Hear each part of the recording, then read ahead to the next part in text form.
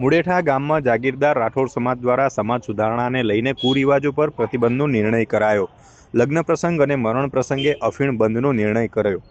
ડીસા તાલુકાના મુડેઠા ગામમાં આવેલા શ્રી નકળંગ ભગવાન અને શ્રી નાગણેશ્વરી માતાજીના પવિત્ર મંદિરે સમાજ સુધારણાની દિશામાં એક મહત્વપૂર્ણ અને ઐતિહાસિક પગલું લેવામાં આવ્યું છે.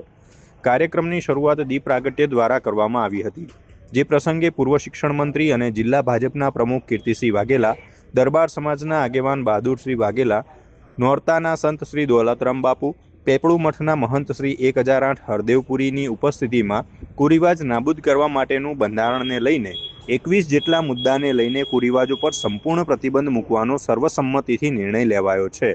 આ બેઠકમાં સમાજને પાછળ ધકેલતા વિવિધ રિવાજો પર પ્રતિબંધ મૂકવામાં આવ્યો હતો.